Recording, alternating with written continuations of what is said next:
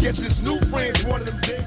Because Dexter Isaac is on the record claiming that Stretch gave him and his crew the logistics of where Tupac was going to be. What would be Stretch's motive? What did he stand to lose from that? What did he stand to gain from that? Stretch was a traitor, plain and simple. You know, he was a traitor. Out of jealousy, you know, out of whatever reason, he betrayed Tupac. He betrayed all of us. Tupac Shakur never believed in coincidences, not when it came to life and definitely not when it came to death. So when he got shot 5 times at Quad Studios on November 30th, 1994, he wasn't asking if it was a setup, he was asking who did it. Robbers usually will rob you and break out. You know, robbers don't stop too many times to fill you with 5 bullets and don't nobody, there's 4 people there and you don't they catch 5 bullets. Robbers don't do it like that. And the name that kept ringing in his head was Stretch, but for years the two were inseparable. They were friends. The friendship and that bond was B.I., God rest his soul, Stretch, and Pac. They were all cool, bro. Stretch was more than a friend to Tupac, the towering producer with the deep voice, the man who had been there through it all, the music, the fights, and the movie sets. They were together, bro. You gotta remember, they walked into the Quad situation together. Even the time Pac's trailer got robbed, Stretch handled business. So why, on that night, did Tupac suddenly think he was standing on the wrong side? 1 year later, same date, same streets, Stretch faced a worse fate. He was shot and killed in Queens in a drive-by that looked just a little too perfect. The timing was chilling, and the message, unmistakable. Because it was the dates, and because Pac had went on that rant, everybody's like, yeah, Pac had somebody come and kill Big Stretch. Was he really guilty of setting Tupac up? And was his death in retaliation of the Quad incident, or was he just another casualty in a much bigger war? Let's talk about it. There was a time when Tupac and Stretch moved like a unit and had each other's backs like blood brothers. When Tupac Shakur found himself in the chaos of the rap game, embroiled in feuds, controversies, and street politics, it was Randy Stretch Walker who stood by him, a towering, charismatic figure with enough street credibility to keep Pac grounded. They met in the early 90s, introduced through mutual circles in the industry, and their friendship became one of those rare bonds that seemed unbreakable. Like, if you've seen the documentaries on Tupac and Biggie, these dudes were tight. Music was their common ground, but what really cemented their relationship was their shared mentality, unfiltered, unapologetic, and most of all, loyal. Or at least, that's how it seemed. Stretch was a collaborator, a hype man, and a brother in arms. Their chemistry was undeniable, evident in tracks like The Lunatic and Crooked 2. They make it all for me to sleep. I wake up at the slightest peak, and my sheets are 3 feet deep. Their voices intertwined seamlessly, feeding off each other's energy. If you saw Tupac, chances were Stretch wasn't too far away. They rolled deep, embracing the thug life philosophy as more than just a slogan. It was a way of survival. And in the 90s rap game, where lines between music and real-life violence blurred too often, survival was the only thing that mattered. But the industry was shifting. The East Coast-West Coast tensions were rising, fueled by whispers and backdoor deals. Tupac, always the fire starter, found himself at the center of it. And while alliances were being formed in the shadows, he still believed that Stretch would always be in his corner. But then on November 30th, 1994, something changed. That evening, Tupac arrived at Quad Recording Studios in Manhattan, lured there under the pretense of laying down a feature for Little Sean, an artist managed by Jimmy Henchman. Pac had hesitations about the whole thing from the start. He even admitted in later interviews that something felt off. He wasn't one to demand money up front, but he made sure Henchman paid him before he showed up that night. The paranoia and gut feeling wasn't unfounded though. The moment he stepped into the lobby, he was ambushed. 5 men in army fatigues rushed him, guns drawn. He said he figured something was kind of funny when he seen that, and he said he'd get in the elevator, and as soon as get in the elevator and a dude run up in the elevator, he pull out the pistol, pull out a 45, and tell him to give him his. Pac panicked, tried to reach for his own weapon, and in the chaos, he ended up shooting himself. But the gunmen didn't stop. They shot him multiple times, left him bleeding out on the floor, then ransacked his pockets for jewelry. While all of this was happening, Stretch was right there, watching. At least that's how Pac saw it, because something about that night didn't sit right with him. Stretch, at 6'8", was the most physically imposing man in the room, the one who should have been taken down first. But he wasn't touched. No gun was pointed at him, no threats were made. He simply dropped to the ground along with everyone else while Pac took the bullets. And when Pac looked around, bleeding, fighting for his life, the one person he thought would be by his side was nowhere to be found. That was the first betrayal. The second came later when Stretch kept relaying messages from Jimmy Henchman, the very man Pac now suspected was behind the setup. Pac was just concerned because Stretch knew some of those other guys and he was kind of relaying information, back and forth. Pac, recovering in the hospital, started to connect the dots, and the more he thought about it, the more it ate at him. Why was Stretch still talking to Henchman? Why was he playing middleman instead of demanding answers? Pac had always been quick to anger, but this wasn't just anger. It was betrayal wrapped in paranoia, a sense of being outplayed in a game he didn't even realize he was a part of. When Pac was sent to Clinton Correctional Facility on assault charges, he had nothing but time to stew in those thoughts. He wrote letters, long seething letters, spilling his rage onto paper. His paranoia was feeding itself now, growing into full-blown certainty. The Quad Studios shooting had left him broken, physically, mentally, and emotionally. But even worse, it left him questioning everything. The betrayal he felt wasn't just about bullets tearing through his flesh. It was about trust, about loyalty, about the people he once called brothers. And none of them loomed larger in that storm of doubt than Big Stretch. In his eyes, Stretch wasn't just negligent. He was in on it. He had switched sides. And in Pac's world, there was no coming back from that. Stretch was with him when he got shot at Quad. And after that, Stretch went on tour with Biggie.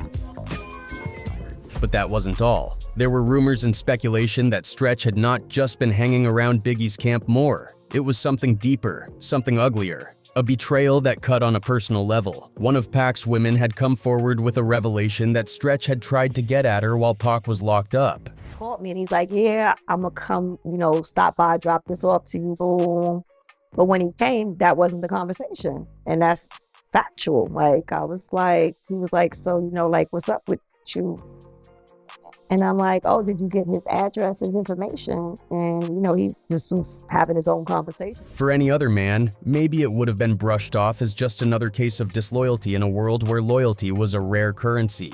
But for Pac, it was different. It wasn't about the girl. It was about what it symbolized. He wasn't blind to the realities of the industry, where friends turned into rivals overnight and women weren't off limits. He understood how the game worked. But this was something else. Pac was rotting in a cell, his body still healing from bullet wounds, and the man who was supposed to be his brother was out there, moving shady, creeping behind his back. Pac's rage was volcanic, and in that tiny prison cell with nothing but time in his thoughts, it only grew. The paranoia that had taken root after Quad started to spiral into a firm conviction that Stretch had never truly been down for him, that the setup at the studio wasn't random, that people who were supposed to ride for him had been playing both sides. And Stretch was moving funny, not just with the woman, not just with the whispers, but with his alliances, with his choices. He was comfortable being seen with the same people Pac had come to believe were behind his downfall. It wasn't just guilt by association, it was betrayal by proximity.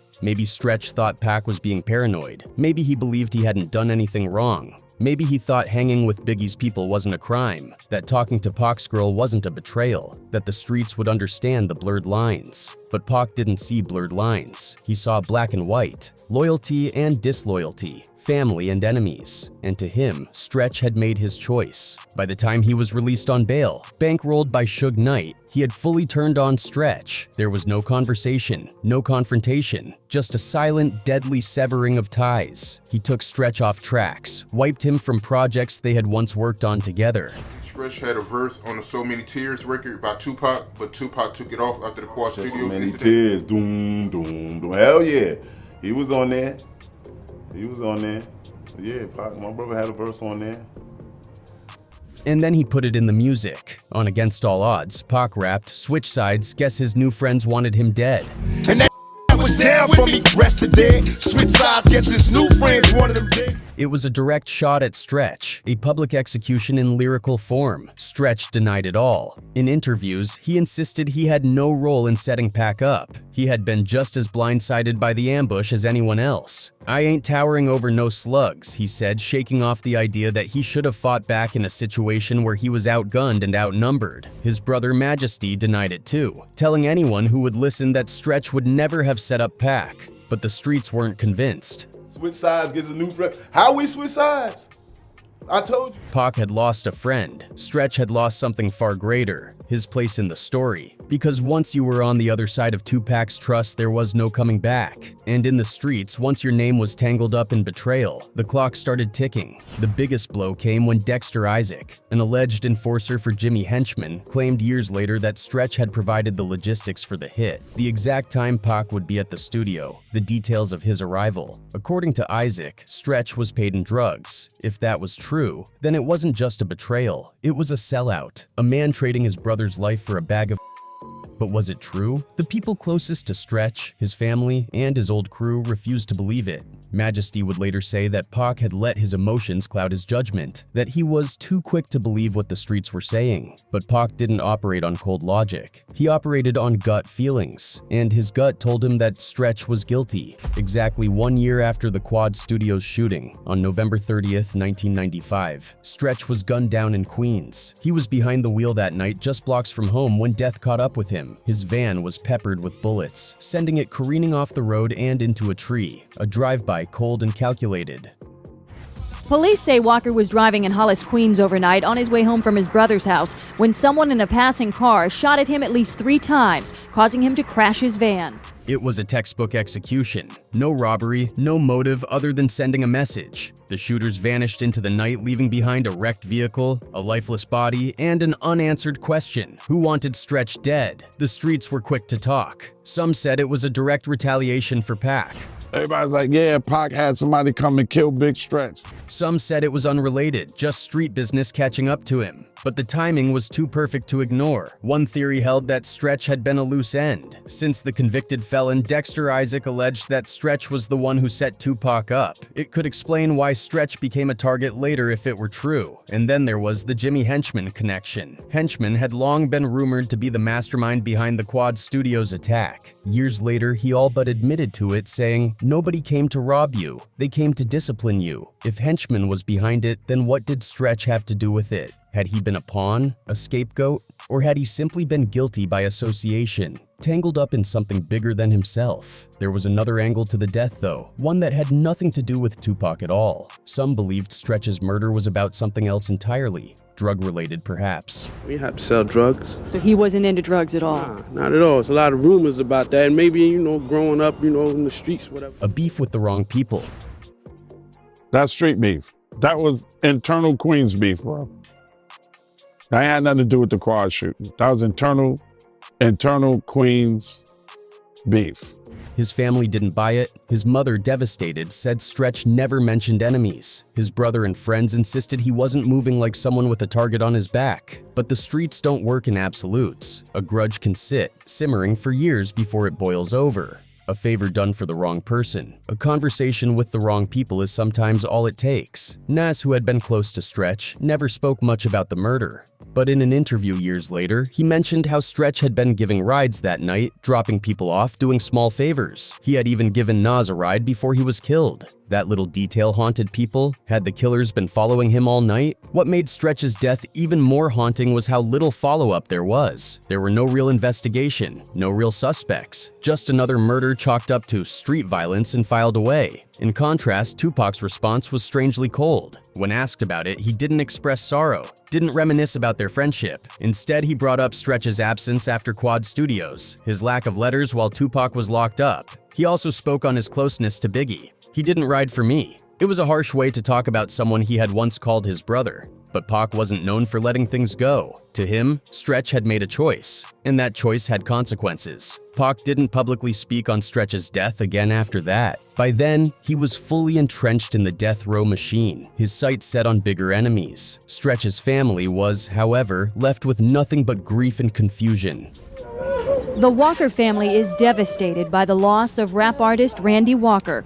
He was just 27 years old. His daughter, just 6 years old, would grow up without him. His friends, those who had been close before the fallout, were left wondering if they had missed the signs. Then, on the day of Stretch's funeral, no one showed up. Not the people who had once stood shoulder to shoulder with Stretch, not the ones who had smiled in photos, shared hotel suites, and rapped about loyalty. Not the ones who had built entire personas off the same streets he had walked. Nobody wanted to be seen mourning Stretch. That in itself was a statement louder than any eulogy. For those who had known him best, the silence was suffocating. Stretch wasn't just another rapper caught in the crossfire of industry politics. He was family. To Majesty, his brother, the world had collapsed the night Stretch was gunned down. One moment, they were talking about signing a label deal, finally getting their break. The next, Majesty was staring at a world that had suddenly become empty. He looked around and realized that the people who should have been there weren't coming. Tupac was absent. Biggie was also nowhere in sight. The industry's biggest figures were all silent. It was the kind of no-win situation only hip-hop could create.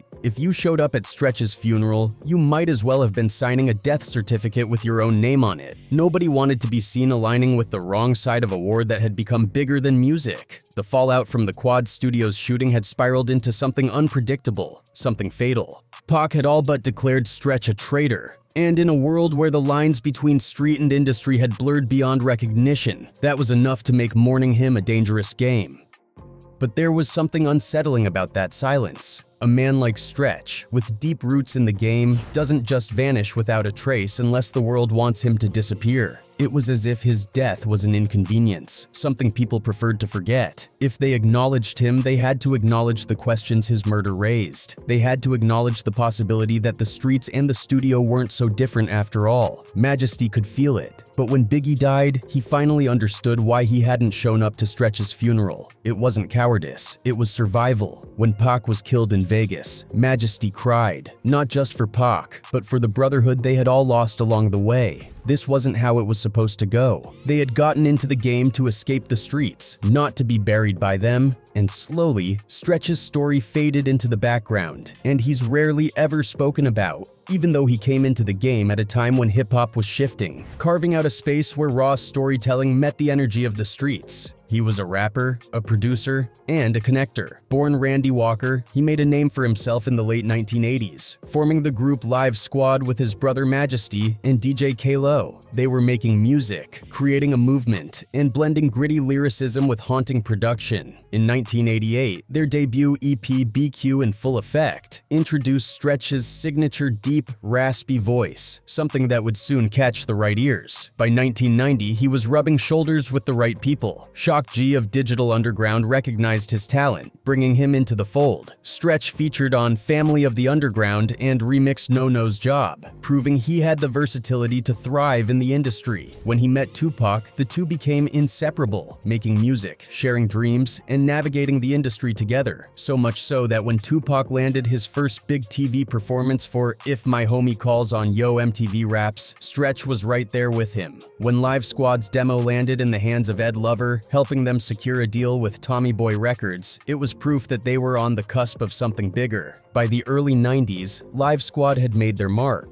The 1992 release of Heartless showcased their dark, unfiltered style. In 1993, Game of Survival pushed the envelope even further, blending music with a raw, ultra-violent short film that reflected the harsh realities of their world. Stretch was a visionary, pushing hip-hop into cinematic storytelling before it became the norm. He never got the credit he deserved. He was there, shaping an era, standing in the rooms where history was made. His name should be mentioned alongside the greats, not whispered in footnotes. But hip-hop, for all its loyalty to legacy, has a way of forgetting those who don't fit neatly into the narrative. Was Stretch guilty of betrayal?